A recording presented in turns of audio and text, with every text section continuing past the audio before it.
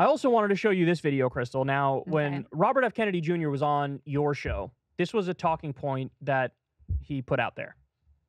Basically that he thinks the free market is the solution to pollution and climate change. Which you might, Kyle, you're straw man. Come on.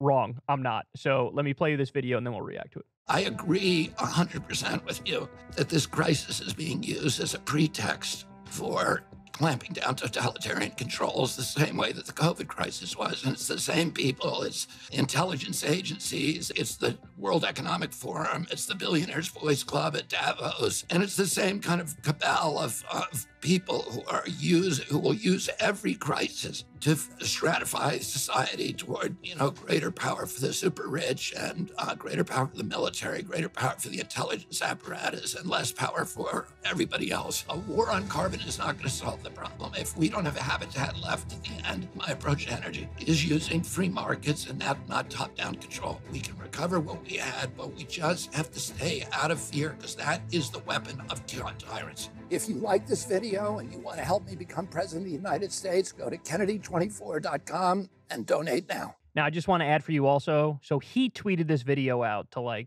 brag about it and show it. Yeah. And he also said the following: climate change is being used to control us through fear. Freedom and free markets are a much better way to stop pollution. Wow. Polluters make themselves rich by making the public pay for the damage they do. You show me a polluter, I'll show you a fat cat using political clout to escape the discipline of the free market. Okay, I'll let you take your stab at this first. Obviously, I have a lot to say about it. There's so much here that drives me crazy. First of all, one of my big irritations is this right-wing conspiracy that the World Economic Forum wants to do anything about climate change. I mean, they want to do nothing. They want to keep the status quo is what they want to do. The Billionaires Boys Club is very devoted to maintaining the status quo. Correct. This this gets into the whole ESG debate, which is for people who, haven't drank deeply of these waters. It stands for environmental, social governance. And the whole critique from Vivek Ramaswamy and these other people is how dare these companies support any values other than just the bottom line, as if these companies actually care about doing anything other than virtue signaling on climate change. It's 100% greenwashing.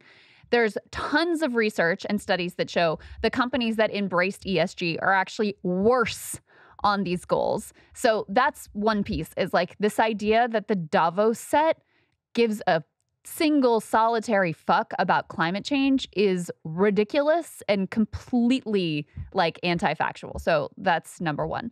Number two, this idea of control and totalitarianism, and they're using a crisis to control us. And you shouldn't be afraid. It's well, tell that to the people who just had their homes swept away in New England. What they shouldn't be afraid of, the people who are having their, their lives threatened by unbelievable hurricanes, or, facing drought and 120 degrees in the Southwest. It is a legitimate crisis. We need to take action. There is a democracy failure because the public actually wants to take action, and our politicians, who are bought off by the Davos set, don't want to because they like the status quo. And so, just to cut you off for a second, yeah. Is any government action to address climate change a totalitarian overreach by definition? So any government action it falls seems in like this? it. That's what it sounds like, right? That's what it sounds like he's saying. It certainly seems like it. So, I just don't even... this goes back to some of the right-wing freakouts over gas stoves or whatever, and it's totalitarian, and it starts with this. I mean, even the RFK leans very much into the COVID lockdowns and the things that happened there. And the fear-mongering from the right about that was we're going to go into endless lockdown and that's going to be it.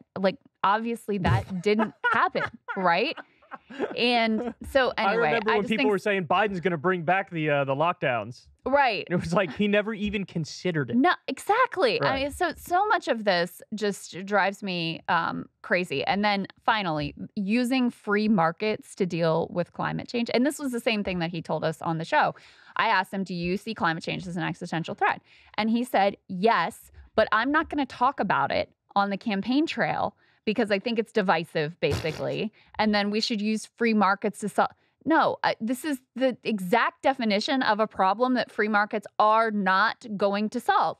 Why? Because you have a societal goal here of not going down the path of continued climate hellscape that is at odds with the profit-making motive for lots of companies that are very, very powerful. So this is like the definition of a problem that the free market is never going to solve. Okay, I'm going to say what I said the first time I covered a similar comment he made here. He literally doesn't know what externalities are. He does not know what an economic externality is. It's like an unintended consequence of a capitalist system or a free market. So the classic example people talk about is, remember there was that company by the Hudson River, this is way back, I don't know, 50, 60, 70, something like that. And they were polluting the Hudson River because it was cheaper for them to just dump their toxic waste into the Hudson River. And that's what you call an externality. And so that's what the free market gave us, them doing that. It took the government stepping in after new regulation to say, you're not allowed to dispose of that like that. Right. You need to spend the extra money to dispose of this in a way that's safe, that's not going to fucking poison people. Is he unaware of that? Because he keeps bringing up pollution and climate change that, like, well, the free market's going to fix it. Like, that is, nothing could be further from the truth. The free market is the problem. Well, so if I was to steelman his position, because he says this thing about, like, you show me a polluter and I'll show you someone who's imposing costs that they're not paying for or something like that. I could see where maybe what he's talking about there is like externalities and we need to price that into the system and that would reflect a true free market. Read to me the tweet that he says. He says this thing about, like, you show me a polluter and... Freedom and free markets are a much better way to stop pollution. And then he says, polluters make themselves rich by making the public pay for the damage they do. You show me a polluter, I'll show you a fat cat using political clout to escape the discipline of the free market. So... No, this is what the free market gets you. Right. So the free market gets you the really rich fat cat who buys the politician who lets them get away with their shit. Correct. But even if you were to, like, really charitably try to read that of, like, he's actually talking about externalities and that needs to be borne, those costs need to be borne by the company, then it's like, okay, then you would support, like, a cap and trade system. Like, that was the free market attempt to, all right, we'll price in carbon, that'll discipline. But he doesn't, I mean, he hasn't at least come out with any sort of, like, we're going to do carbon pricing, we're going to do cap and trade. That's my definition of a free market. And I would argue cap and trade isn't really free market. Free market is laissez-faire, unfettered, hands-off capitalism. That's what it is. And when you have that, this is why when we had this during the Industrial Revolution, there were tenement houses, there was child labor, there was, you know, extreme pollution. Like, this is the result of that system. You can't just redefine it and say now free market means not that. No, that's what it means. Well, this is the evolution of climate denialism on the right, which is, okay, the science is too and people are just experiencing the impact of climate change so directly in their lives all the time with extreme weather that we can't really deny that it's, like, we can't really say it's not real anymore.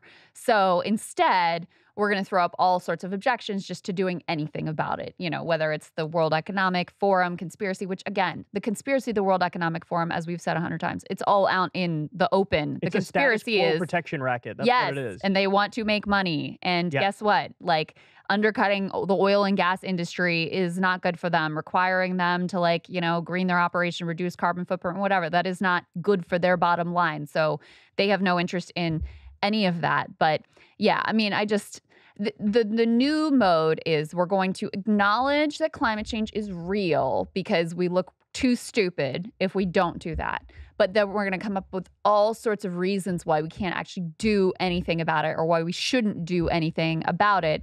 And it seems to me like he fits perfectly on that new mode of what is effectively has the same impact ultimately of climate denialism. Final points on this. He says a war on carbon is not going to solve the problem. I would say almost definitionally, yes. Yeah, well. that is exactly what you have to do. Now, you might not like that. It might feel, oh my God, this is big change, so it feels kind of scary to do this. You know, we've never fully transitioned to solar and wind and geothermal and nuclear, so it seems like a big endeavor. It is a big endeavor. But you need to actually get off of carbon if you want to be serious about fighting back against climate change. And then the final thing is, he says, fear is the weapon of tyrants. The reason why I hate comments, like, first of all, it sounds like some shit you hear on a fucking fortune cookie. Second of all, is it never the right response to be fearful? Right. What about World War II? What about when Hitler started taking shit over in Europe? Were we allowed to? Was the government allowed? Was FDR allowed to be like, hey man, we need to start mobilizing. We need to start doing something. Or would somebody, chime in and say, fear is the weapon of tyrants, so you're wrong by definition? It's like, I hate this fortune cookie platitude bullshit. Like, you can't govern that way. Yeah. And he didn't think through these things in any serious way. It's this weird thing where he's trying to like appease the right while still holding on to his environmentalist bona fides. Right. You know what I mean? Like, that's what it's very bizarre. That's exactly what it feels like. No, I mean, that's my point about like, is the person who just like had their home swept away and were terrified for their lives by these floodwaters in New England, like, is it okay for them to be a little bit afraid about that? Like, we should be afraid of what's happening to the planet. We should be afraid of the way that these crises are going to impact us. And we should use that fear to spur some action to actually deal with the problem that the free market is not going to take care of. I think they just need more free market, Krystal. So get your head right. He needs to run for, I don't know what, I mean, his ideology is it's all over the place. It's scattered. All over the place. Yes. Hey, y'all, do me a favor and like and subscribe. It helps out big time in the algorithm. Click the bell as well for notifications when videos drop. And watch that video on screen right now. You know you want to.